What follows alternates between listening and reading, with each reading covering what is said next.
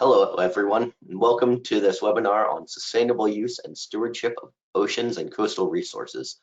This is the fourth of 5 seminars in the NOAA Science Report seminar series. The next seminar will be held on April 6th at 3 p.m. The sponsors of this seminar series are the NOAA Research and Development Enterprise Committee, or RDEC, and the NOAA Central Library. I want to thank the library staff, especially Katie Rowley, for their valuable assistance. My name is Michael Liddel. I am the NOAA Fisheries representative on the RDEC, which is a cross-line office subcommittee of the NOAA Science Council. The NOAA Science Report is an annual report that highlights NOAA's scientific accomplishments for the year and reflects NOAA's research priorities. The RDEC is responsible for the development of the NOAA Science Report with input from contributors across NOAA. The 2021 Science Report spans the entire range of NOAA's mission, with more than 60 stories that represent accomplishments of NOAA employees as well as NOAA partners. The report will be released next Monday, March 28th on the NOAA Science Council website, so please look for that. Today, we welcome 4 speakers whose work was featured in the 2021 NOAA Science Report.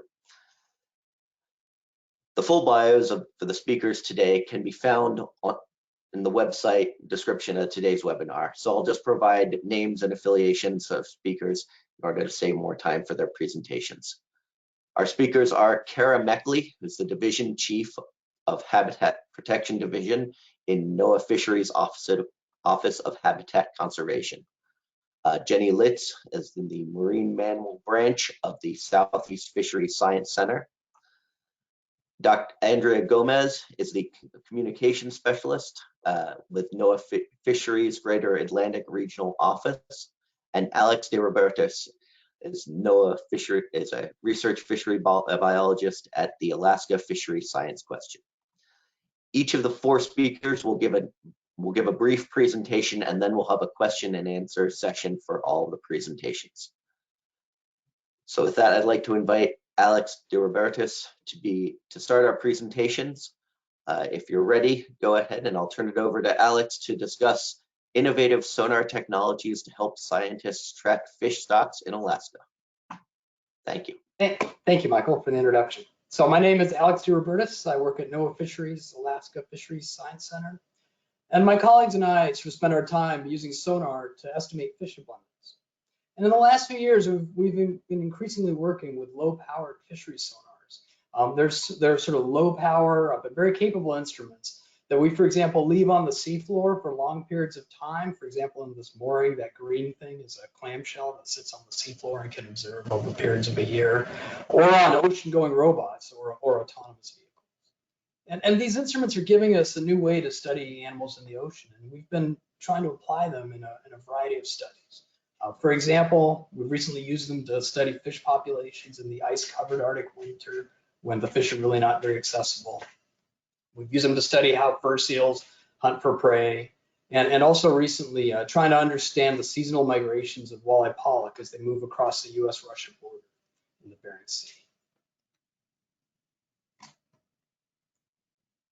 Today, I'd like to tell you how we unexpectedly put some of our work instrumenting uncrewed surface vehicles, or USVs as I'll probably call them, with fisheries sonars to good use during the early days of the COVID-19 pandemic. So take a minute and just think back to early 2020 and the disruptions the developing pandemic caused in your life. The pandemic also disrupted fisheries surveys. Turns out that many ship-based fish surveys planned for that summer were ultimately canceled altogether. This included those for walleye pollock, which constitute the largest fishery in the United States. So I'm going to try and tell you a little bit about an effort we undertook to try and mitigate the loss of survey information for this fishery in the Eastern Bering Sea. So, as we discussed a moment ago, the world was pretty wobbly in early 2020 as the COVID-19 pandemic was starting to unfold. This study started in just about mid-April when we all sort of were home. My kids were home. We were trying to figure out what to do, whether we should wash our groceries or whatnot.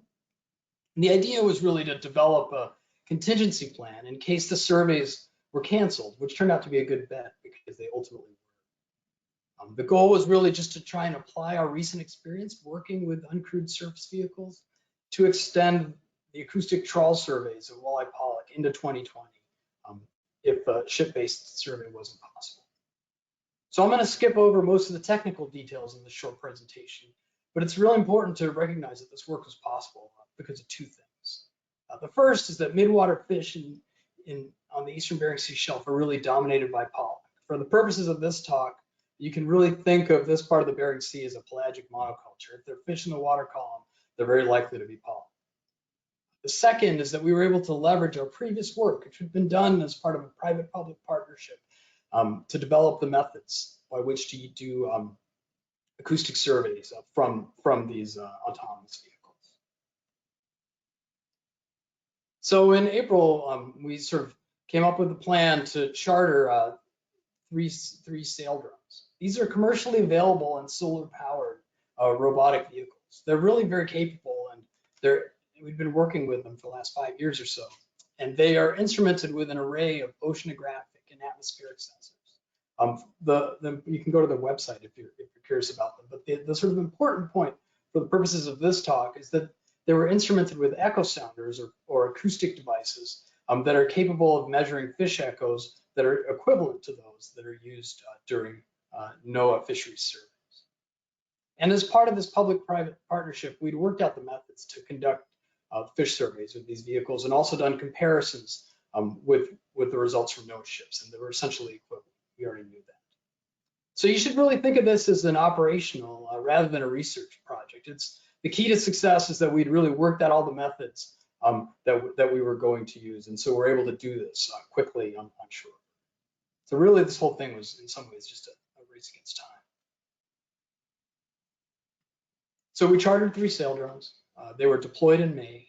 Because of pandemic-induced travel restrictions, they actually had to sail under their own power across the North Pacific into the Bering Sea. It took them about 45 days or so to get there, and they go about walking pace on average. So it's sort of a slow but sure wins the race. The sail drones entered the Bering Sea.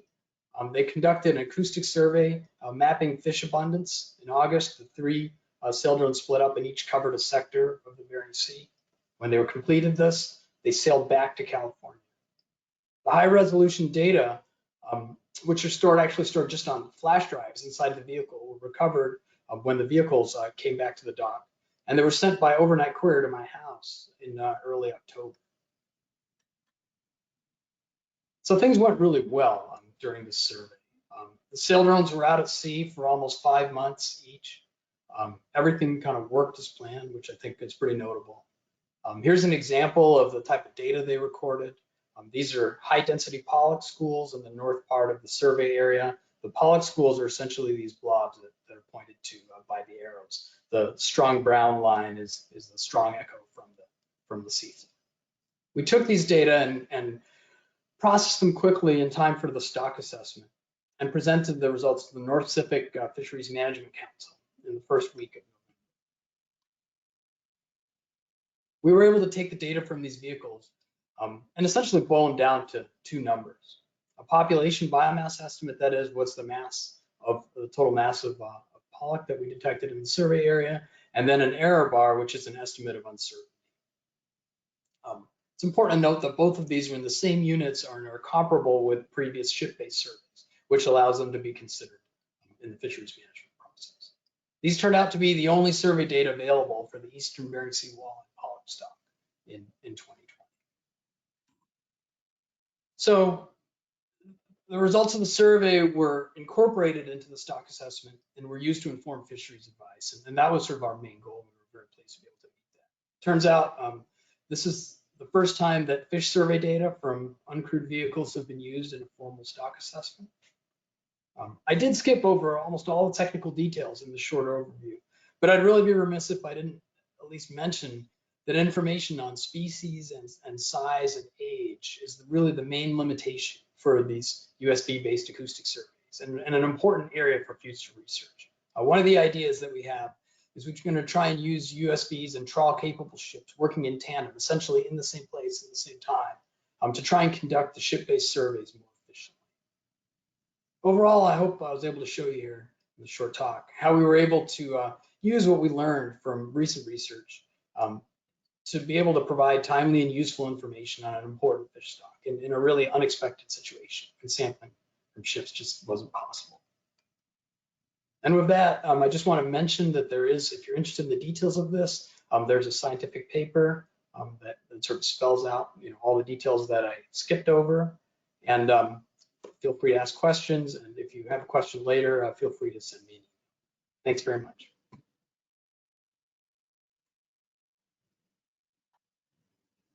Thank you, Alex. That was very interesting. A good way of adapting to circumstances that are beyond our control.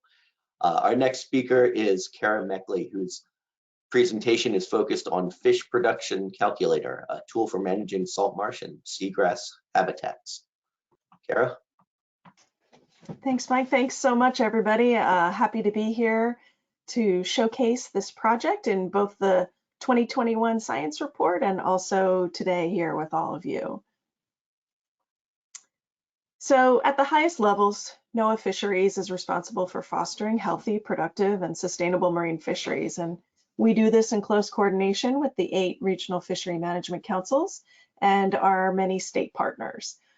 Our coastal and marine habitats are an integral part of this mission, and it'll become even more important in the future with the realities of climate change. The project I'm talking with you about today was born from the need to continue to develop the science and the tools to quantify and communicate the ecosystem services provided by the habitats that our managed fisheries rely on. So we here in the Office of Habitat Conservation and our leadership want to know how much habitat conservation is enough. With limited resources, like so many programs, we need to target our work and invest where there is the most benefit for the species that we manage.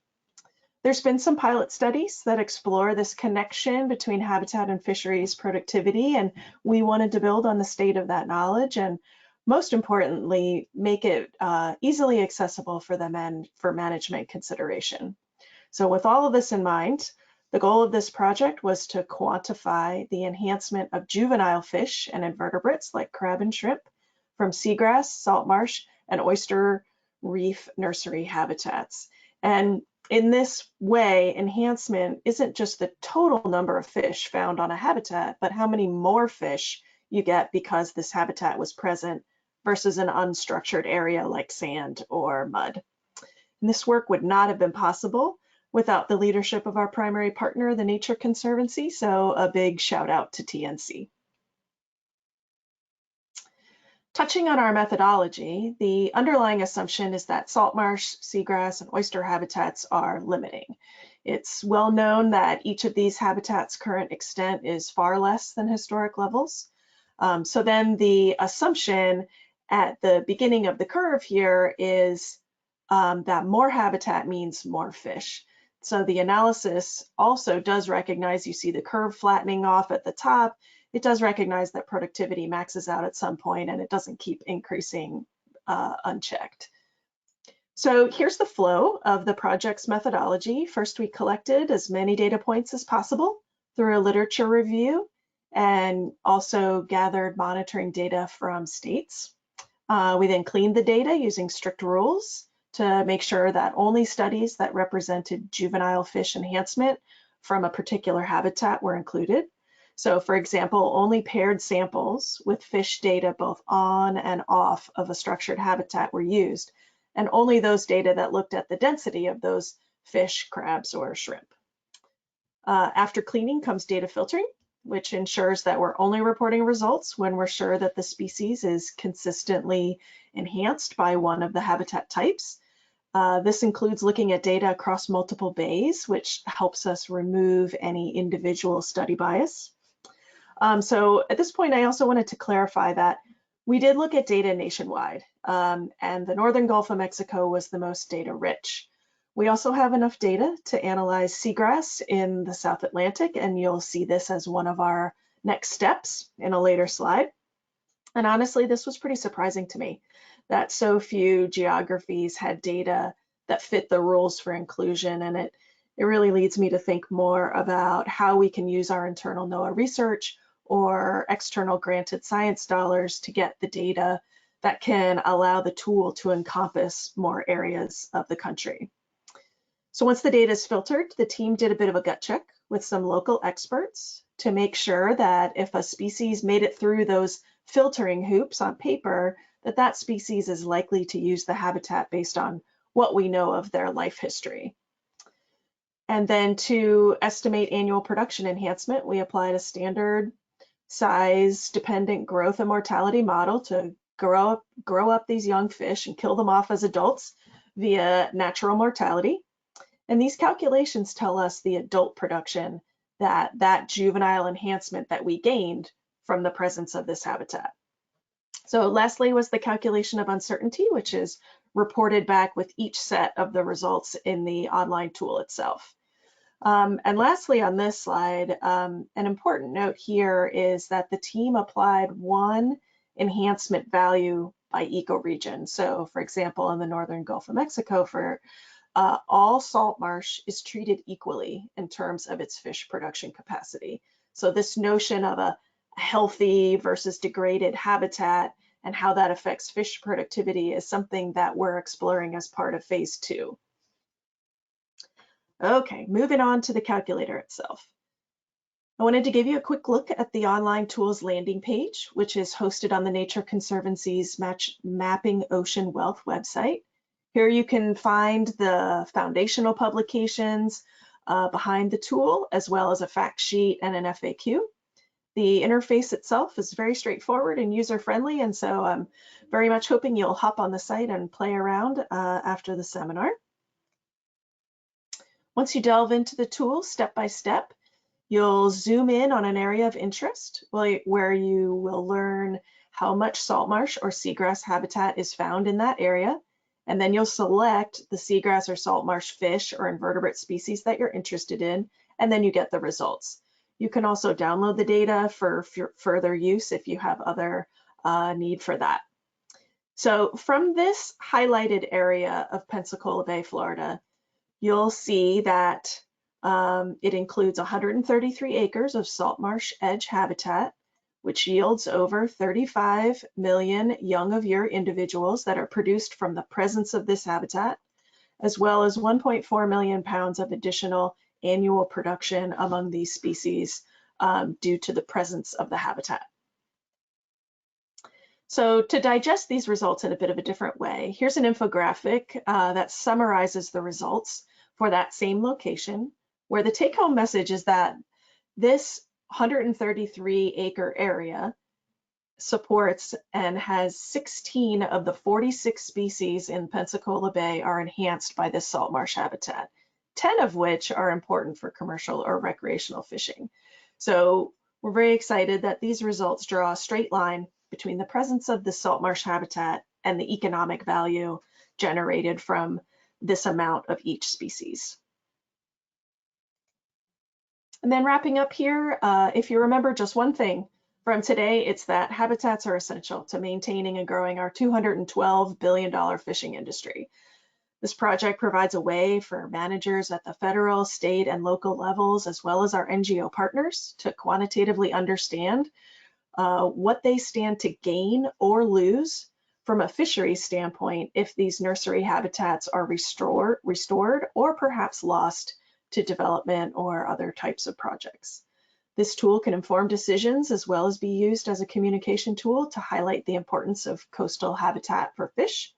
And that's just one of the ecosystem services from these habitats. There's so many more, from carbon sequestration and denitrification to coastal community protection. We're so excited that there was enough data to analyze seagrass habitats in the South Atlantic, and that paper is currently under development. Further research is underway as a phase 2 that expands the analysis to look to include the effects of habitat quality and also environmental parameters on juvenile fish production in these same habitats, knowing that not every acre of salt marsh or seagrass is as healthy and productive as another. And this work was made possible with an additional investment by the Lenfest Ocean Program. So many thanks to our important partner there. So thanks very much for this opportunity. I've noted the link to the fish calculator here again on this slide, and I look forward to your questions. Thank you. Thank you very much. It was a very interesting presentation, and I'm going to check out that calculator. It sounds like an interesting tool to look at. Great. Our next speaker is Jenny Litz, and she'll be sharing how the Gulf of Mexico Marine Assessment Program for Protected Species provides updated spatial density and distribution models for cetaceans and sea turtles in the Gulf. Jenny, over to you. Thank you so much. Are you able to see my title slide? Yes, great. Yes, I can. All right, thank you. So good afternoon. I would like to thank you for having me here today. Sorry, I'm having technical issues. Okay, I think I'm good now. I'm happy to be here to share some of the results from our GOMMAPPS project. GOMMAPPS stands for the Gulf of Mexico Marine Assessment Program for Protected Species.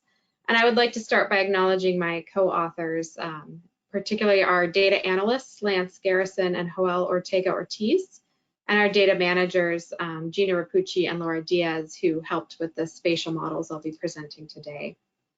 So what is GOMMAPPS? It is a 5-year multi-agency study focused on improving the available information on abundance, distribution, habitat use, and behavior of cetaceans. Cetaceans are dolphins and whales. It also then includes the same for seabirds and sea turtles in the Gulf of Mexico. This project is a partnership with funding provided by both NOAA and the BOEM Environmental Studies Program. The U.S. Fish and Wildlife Service was funded for the seabird surveys and analyses, and the USGS was funded for sea turtle tagging, while the NOAA portion involved the marine mammal and sea turtle spatial density models, which were derived from aerial and vessel surveys. And this will be the focus of my talk today. We conducted 6 line transect surveys, including 3 aerial surveys and 3 vessel surveys. The aerial surveys were flown in a NOAA Twin Otter aircraft over the continental shelf waters with track lines oriented perpendicularly to the shoreline, approximately 14,000 kilometers of track line effort per survey. The track lines are shown in the bottom right map. We recorded visual sightings of cetaceans, sea turtles, and large fish, including manta rays. The vessel surveys were conducted from the NOAA White ships in the oceanic waters from the 100-meter isobath out to the US EEZ. We conducted visual surveys and towed a hydrophone array to both visually and acoustically record the dolphins and whales. I don't have time today to get into the results from the acoustic analyses, but those will be included in future reports. The surveys also included dedicated seabird observers for the seabird portion of GOMMAPPS, and we collected in situ environmental data and CTD profiles. The track lines for the vessel surveys are shown at the bottom right and included approximately 6,000 kilometers of track line effort per survey. Data collected during the GOMMAPPS study was combined with previous surveys conducted by our center to develop spatially explicit density models. In this model, density is expressed as the number of animals per 40 kilometer squared grid cell.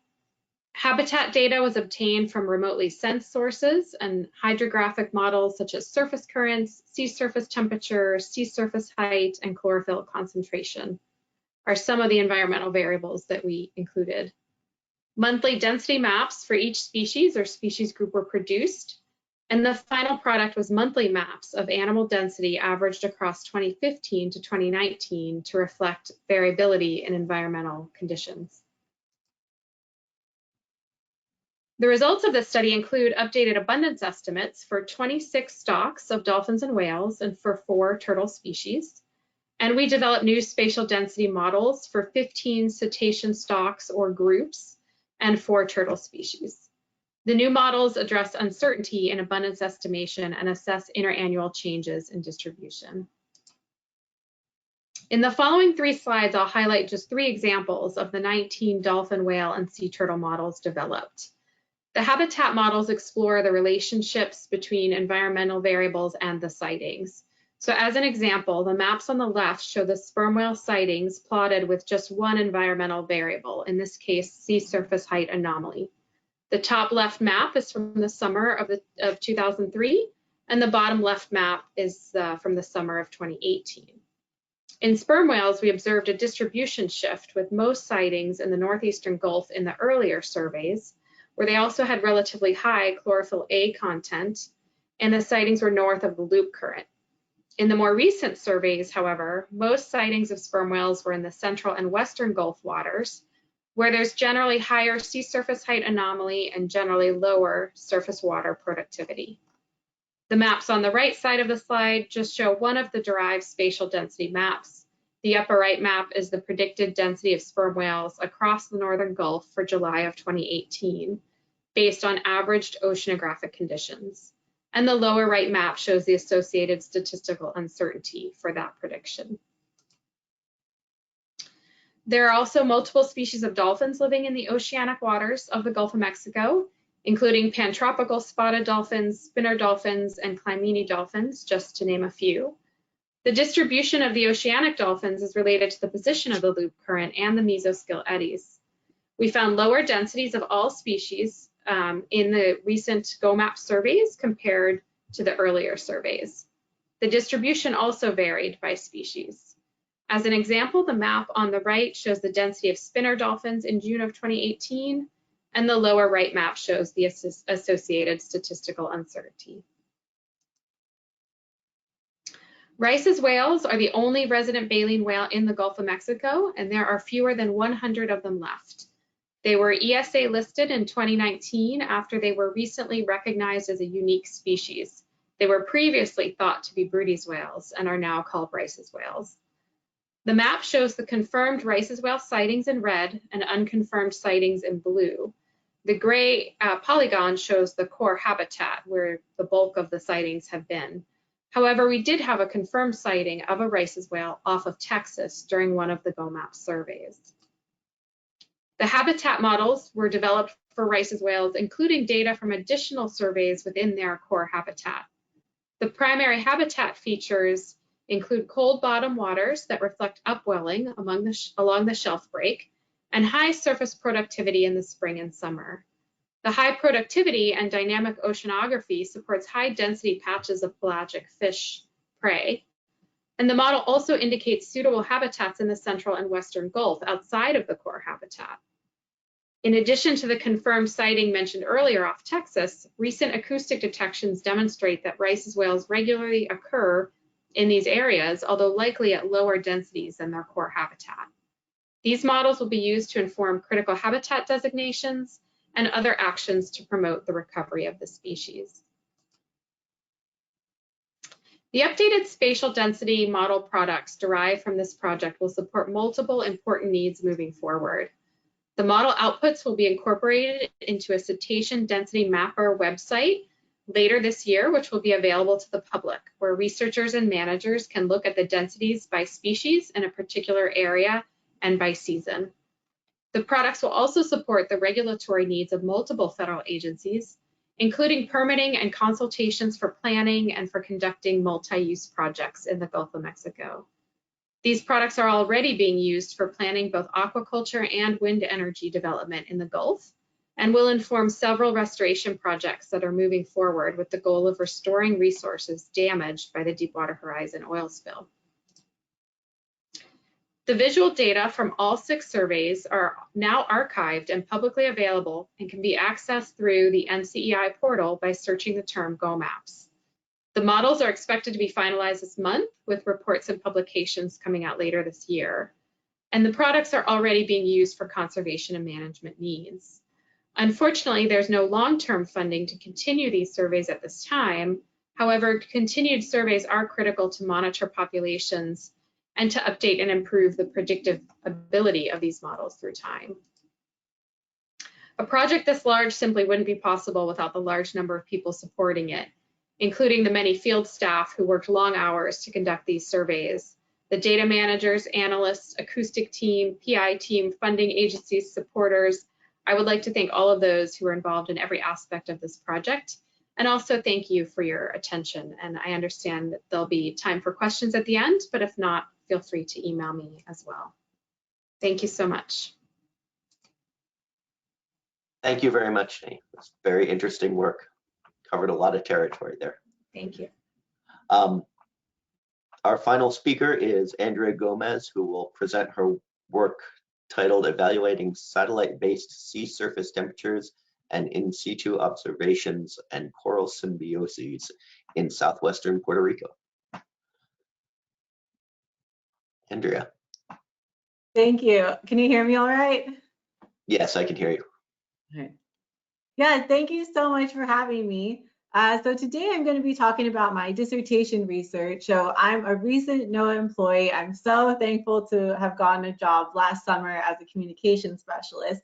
But today I'm going to be presenting on my dissertation work, which I did, oh gosh, back in 2020. And because we're short of time, I'm really going to focus today on the remote sensing aspect and how we use sea surface temperature to monitor corals. So to start off, I just want to do a brief background and talk a little bit about how do we actually observe the oceans and marine life. So like, what even is remote sensing? I honestly didn't even know what remote sensing was until I started grad school, and I had no idea of like how we could actually use it to observe like all of different Earth's physical properties and how we can actually use it to monitor different ecosystems. So in a nutshell, remote sensing, it really uses the electromagnetic spectrum to obtain characteristic information about Earth. We can use this to look over the ocean, the land, the atmosphere. And when we're talking about the electromagnetic spectrum, it's just, we're really talking about like the entire range of light that exists. So from radio waves to gamma rays, and really most of the light that is, we can't actually see it. It's invisible to us. So we can really only see, for example, the 400 to 700 nanometer range. But going back to, so how can we use remote sensing to monitor the oceans? Well, it's a great technique. As some of the previous speakers have mentioned, how we can use the sonar, acoustic. So those are just examples of what we can use remote sensing for. And it's really great because it's a non-invasive technique. It's really cost effective. Of course, it costs millions of dollars to launch the satellite into orbit, but once it's up there, it's really great because it can provide us a lot of continuous coverage and it can be very cost effective. And it really allows us to cover large areas for that as well.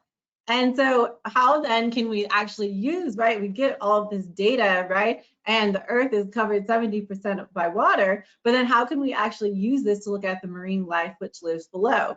And when I did a quick Google search just to see, I was curious how many satellites, right, do we actually have in orbit? And that range online said about 2,000 to 6,000 satellites that we actively have, but not all of them are in use. And then quickly that just got me thinking, right? So how big are all these satellites in orbit? I was just curious. So this NOAA has this great image just to kind of show, right? So GOES-R, so we might have sounds familiar because we just launched GOES-T a couple of weeks ago, right? One of our geostationary orbiting environmental satellites, which is really crucial for our weather service. But you can kind of see that it's close to like the size of a pickup truck. So just to kind of give you a sense of how we have all these different instruments in space and the sizes they range, and then going down to the size of like a watermelon, for example. And a side note, which is really great about NOAA NASA data, if you are interested in using remote sensing, it is all free online, which is fantastic. So now going back again, so how we actually are observing the oceans, right? So again, we can observe many properties using remote sensing. So we can look at from the ocean, we can look at currents, eddies, wave height, salinity, chlorophyll, temperature. It's great. But so then we're able to produce these really nice maps. So this is an example from NOAA's Coral Reef Watch, and they're able to produce these daily global 5-kilometer sea surface temperature maps. And they've been producing these free products since about the 1990s.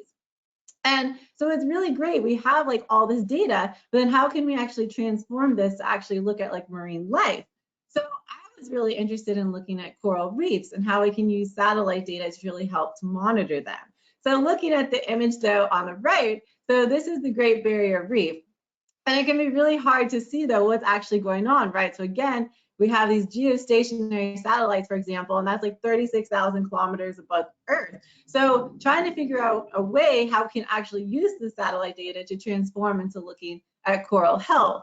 So it's been really great, for example, using Coral Reef Watch, because we've been able then to use satellite data as kind of using it as a proxy for coral health. So in the next couple of slides, I'll get into a little about coral bleaching, but it's really great. So for example, using remote sensing and using sea surface temperature, we've been actually being able to use it as a proxy to measure coral health. So for example, on this, we have this great map and it's showing we have these different levels of bleaching. And this is all based on sea surface temperature remote sensing data, but also it does have some in situ data as well. And so this can be really great though for coral managers and looking to see if their area is going to be experiencing bleaching or not. And so you get these different alert levels. And so looking here is just a 90-day animation from the past 90 days. And we can see in the Southern Hemisphere, especially around the Great Barrier Reef down in Australia, that area is starting to experience levels like alert level 1 and alert level 2. All right, so now going a little bit into, right, so how we can actually use our remote sensing to monitor corals. And so first off though, right, whenever we're gonna start a research project, a big thing is like, why are we studying corals? Why are they important? So I'm just gonna go over really briefly so that we're all on the same page. So what are corals, right? So they are an actual animal. They're actually part plant, part mineral. They're actually in the phylum Cnidaria, so they're marine invertebrates.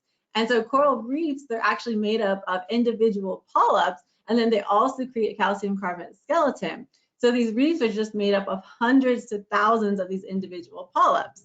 And you have tropical shallow water corals, and you also have deep sea corals, but we're going to really focus on the tropical shallow corals because these are the corals that have that really unique symbiotic relationship with the algae that lives inside their gastodermal cells. And that algae relationship is so crucial. And so again, why are they important? So they are really considered to be the rainforest of the ocean. Even though they cover less than 1% of the seafloor, about 25% of all marine life is found on coral reefs. They're extremely important for the fishing industry. Lots of fish use corals as a nursery. Also for tourism, shoreline protection. They're a very big untapped underwater pharmacy. So there's so many reasons why we really want to be able to study corals, especially using remote sensing. But unfortunately, right, as a lot of ecosystems are experiencing, we have these really big main threats to corals. So we have under the Endangered Species Act, we have 22 corals currently that are listed as threatened, and then we have 2 that are listed as endangered. And the biggest threat to corals is really climate change. So that's a global stressor. And with that, this comes with temperature changes. So a lot of these shallow water corals, they already live near their thermal tolerance. So when we have a temperature change as little as 1 to 2 degrees Celsius, this can be very detrimental to coral. And this is where the term comes in, coral bleaching. So coral bleaching is actually a natural phenomenon, and it was first reported back in field observations back about 1914, but it has become more frequent. And so the problem with climate change for corals is that it's happening too fast for corals to actually adapt. And so we also have, though, we have our land-based pollution. So that's another threat to corals. And we also have overfishing, which is another huge threat to corals. So this kind of sets me up then to my research goals. So when I was a PhD student, trying to figure out how I could contribute to research. And so I was going to grad school at CUNY, so the Graduate Center, which is located in Manhattan. So I used to get the question a lot, like, how do you study corals and living in New York City? But that's the beauty of remote sensing, is that you can do a lot of this work remotely, which is really great. But it also does involve being able to go out and do some field work.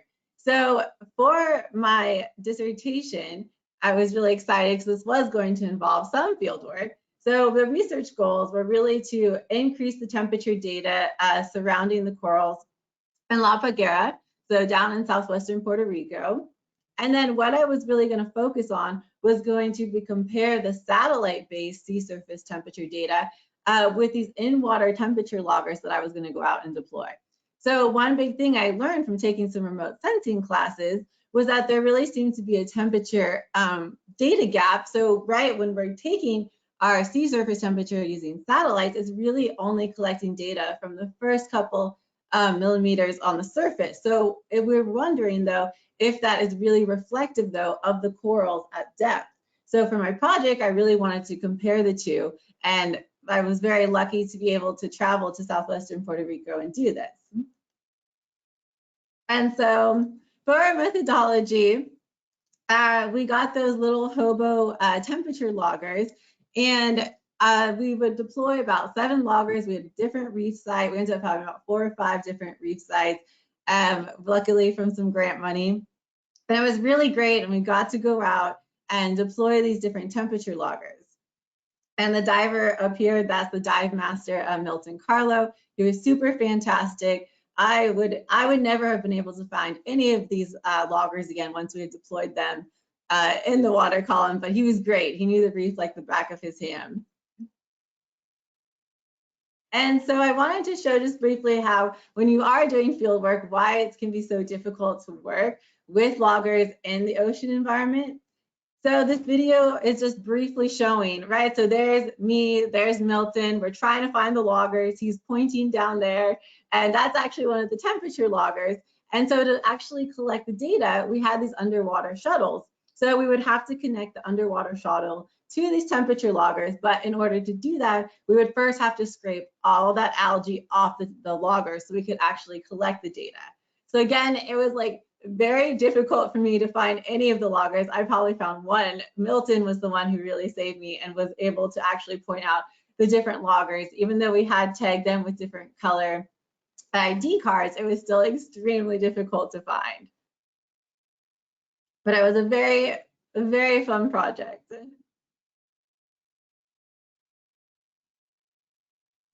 And so then I just wanted to show briefly what kind of data then we would actually get, right? So you collect this temperature data, and then how does that actually look against the satellite data? So a quick comparison I wanted to show is we would just make these time series. So this is just from our reefs, Cayo Enrique and Cayo Mario, for about almost 2.5 years. And just showing how you could compare, right? We would average the loggers, which is the dark purple. And then again, so I was looking at 3 different satellites. And just to show, the first thing that catched out was that it really looked like the satellites were actually underestimating the temperature at the reefs. And so that was a really interesting thing to note, right? Because so that the temperature then from the satellites wasn't actually capturing the temperature at the depths of the reef.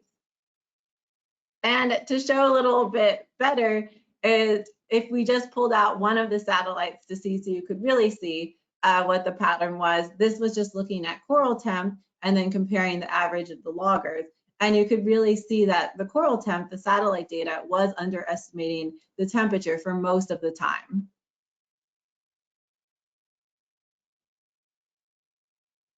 And so I would just like to finish up with just saying that overall, so the project, yeah, it was a fantastic project. And we did find though that overall there was a good matchup between the satellite based data sets and our in situ loggers. So because it came out to about a 1 degree Celsius, and the National Data Buoy Center said that was acceptable. And yeah, so again, this would be really specific for a case study, but I definitely recommend that we need more in water validation studies. So now that we have a bunch of satellites up in orbit collecting data, we have tons of data, but it would be really great to have more studies of actually going out and validating that satellite data. And then to finish, just to end, again, to really help coral reefs. So realistically, right, coral reefs, they will persist into the future under most climate change scenarios, but they will be different reefs from today. And they probably won't provide the same ecosystem services. So we can really help by decreasing our carbon emissions, right? Really by decreasing our carbon footprint. And again, that can be things such as eating a plant-based diet, living car-free, taking public transportation, and really investing in renewable energy. And with that, I just want to thank everyone. And this research was really sponsored by NOAA, I know the acronym, right? The Center for Earth System Science and Remote Sensing Technologies. And again, yeah, it does take a whole village, as previous speakers have mentioned, to do this research. So thank you so much for your time, and I'm really happy to answer any questions. I want to take a second to thank all of our presenters for your great work and really informative talks. I'm always impressed at the breadth of research that happens in NOAA and covers a lot of territory, and it's always great to see these presentations where we bring them all together. I'd like to open it up for questions. We've got just a couple minutes left, so I'll turn it back to Katie for the Q&A. Thanks, Michael, and thanks to all of our speakers. So we do have a few questions for everyone. First up was a few from the audience here, and I'm going to start with Alex, our first speaker. So this was our first question. Alex, what frequency and sound pressure level for the sonar, and did you have any interactions with marine mammals during your survey? The operating frequencies of the sonar are 38 kilohertz and 200 kilohertz, so relatively high frequency, very similar to what's used on fishing vessels and on NOAA ships. And the source levels are about 10 decibels, so a factor of 10 in power, less than ship-based systems. They're designed to run on batteries or run off solar cells, so the sound pressure levels are substantially lower. We haven't had any direct interactions with marine mammals during this work. Great, thank you. We're going to stay with Alex and ask the next question. With the success of the sail drone mission under COVID restrictions, have there been new missions and studies planned that wouldn't have been possible before? Yeah, I think so. We are starting to think about, I talked about a little bit, we're starting to think about how to use uncrewed surface vehicles that are fast, that can keep up with survey vessels. And the idea is that they can really work together. We can kind of get the best of both worlds. What we were really missing in the sail drone work was the ability to do direct sampling of trawls to catch fish, know their ages, species, biological information from them. So we're trying to sort of knit the two together. And that's something we're planning on working on in the next couple of years. And I've made quite a few steps in that direction. Great, thank you. I'm going to move on to Kara, our next speaker. So Kara, we had a couple questions come in. First one is, why was the Northern Gulf the most data rich? So, honestly, a better way to articulate that is the Northern Gulf of Mexico was the most data rich that met our data cleaning and filtering rules. So first and foremost is we needed to have a paired unvegetated control site nearby of the structured habitat site that was tested. So if we didn't have that paired control, we couldn't use that data set. So the Gulf of Mexico was the place where we had the most data that fit that suite of rules, where we could run a robust analysis. It doesn't mean there isn't a whole lot of existing habitat data throughout the country. We just need someone to throw a net over on the mud too, and take those samples. Great, thank you. So then a follow-up question, is aerial imaging the principal way salt marsh and seagrass habitat is added to these data, or is that through biologist survey?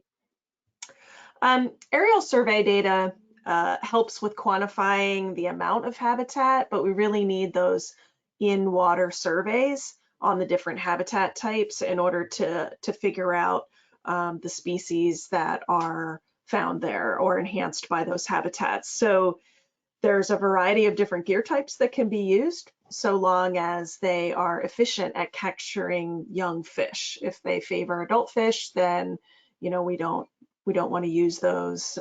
So we want to make sure that the catch efficiency for those gear types is really geared towards juveniles.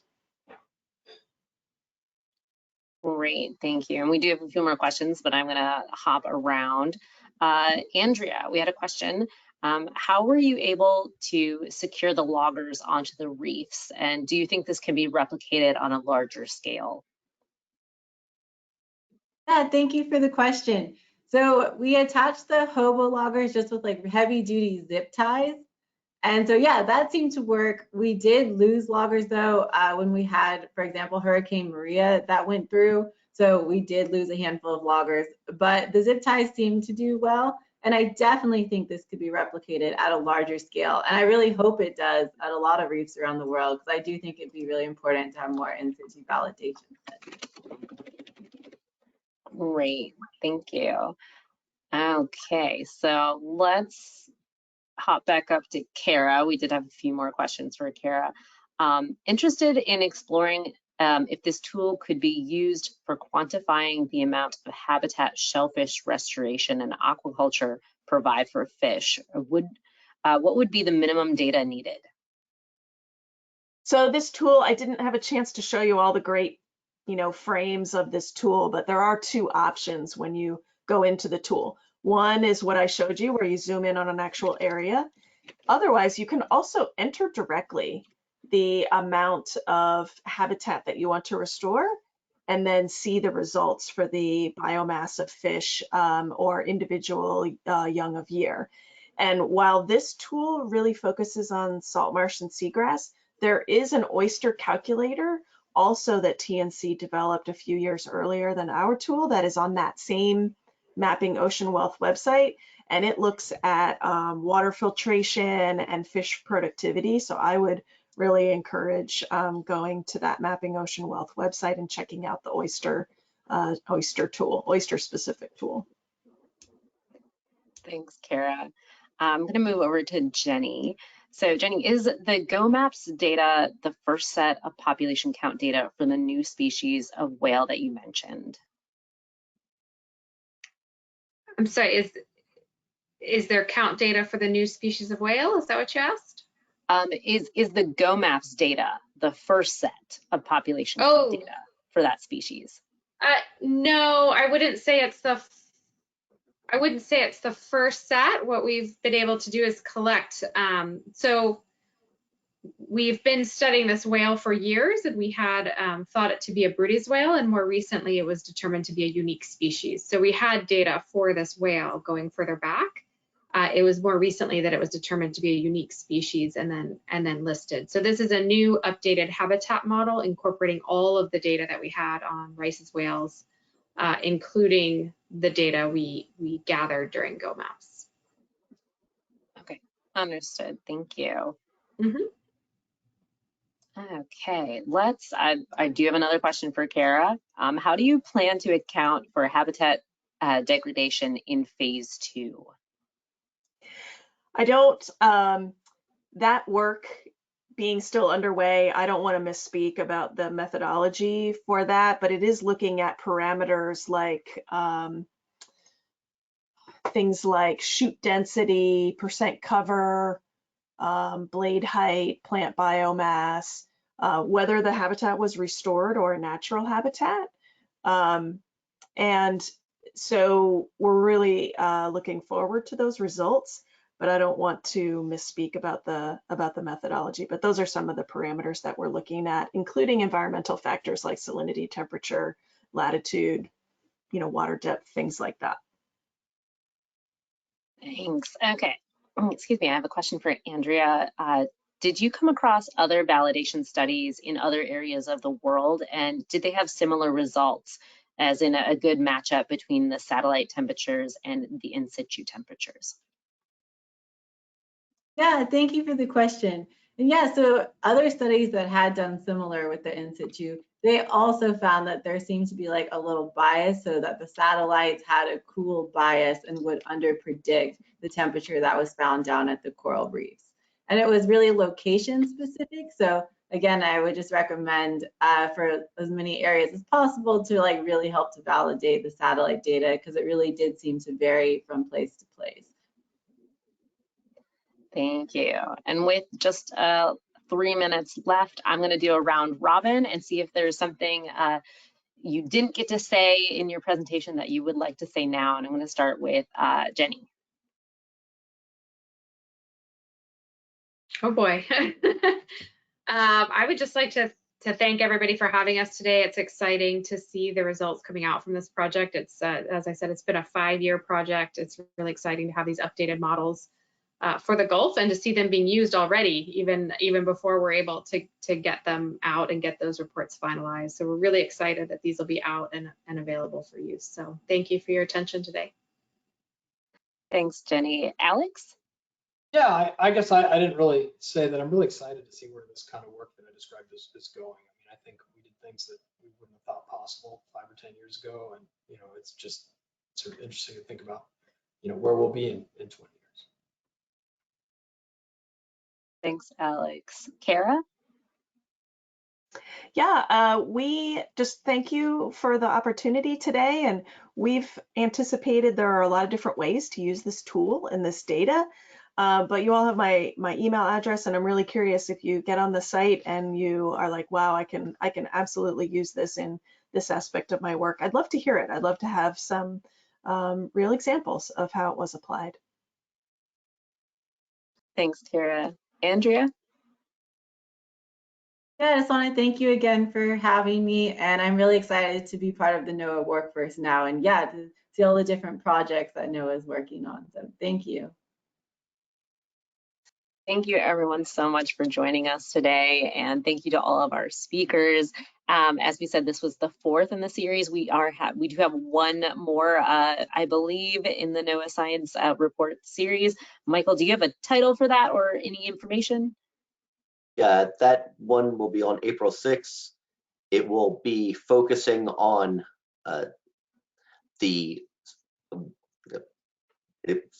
projects that highlight NOAA's robust and effective research, development, and transition enterprise. So it'll be about research projects moving towards operational uses.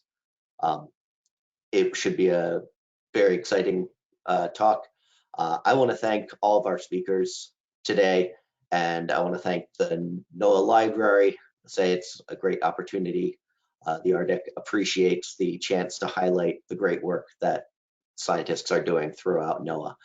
So we appreciate the library giving us this forum. So thanks again to all of our speakers, and thanks to the NOAA Library.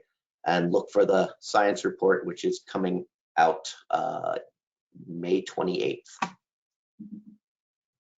Perfect. Thank you all. We will look for that on Monday, May 28th for that report, and then the April 6th last rounding out of this series for the year. I hope everyone has a safe and healthy rest of their Wednesday. Take care.